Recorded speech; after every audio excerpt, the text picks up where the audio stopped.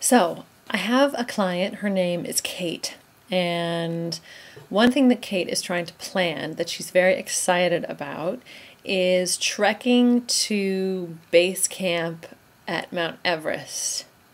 Totally awesome! So she's trying to plan this trip, and she's come up upon some roadblocks, and at first they kind of manifested as just fears. And the other day we were having a conversation on Twitter about it, which you can search for and eavesdrop into.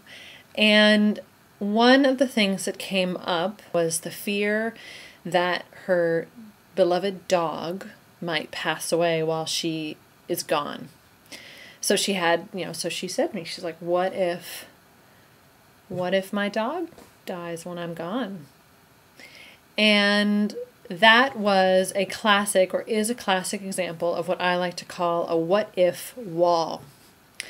What if walls are essentially thoughts and statements and stories that we create up here that usually start with the phrase what if. And when we kind of meditate on those thoughts, boom, the walls come up on the plans that we'd like to make. They just create feelings of fear and resistance and hesitancy, and if that's what we're going to choose to focus on, then naturally we're going to have a difficult time doing the thing, right? Making the trek, booking the plane flight. So I've been thinking about it, and there are really two kinds of what-if walls. The first kind of what-if wall is the one that we have control over. And the what-if walls that we have control over all have to do around mindset.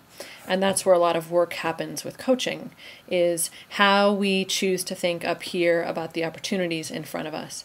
So what-if walls that we're in control of include, what if I can't handle it? What if I'm miserable there? What if I just can't pull it together and I'm having a really tough time?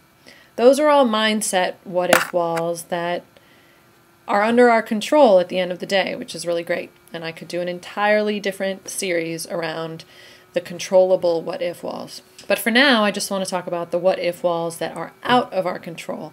And those are the what-if statements that depend on the actions of other people or the circumstances that come up in the world that we have no control over. What if there's a massive tornado and I get swept away into the sky? Okay, that's one that's kind of out of your control in that moment. Kate's fear, what if her dog passes away while she's away? That is a possibility that in that moment she wouldn't have any control over. What I want you to think about for right now is I want you to think about what are your what if walls. What are some of those statements that you have been putting up that are keeping you from really enjoying the potential of trying something new? And I'd like you to share those what ifs in the comments below.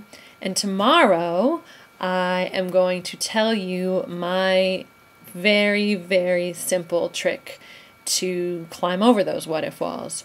Don't you love all the little wordplay? So stay tuned for that. But in the meantime, just think on what are your what ifs, whether they're ones you can control or ones that are out of your control.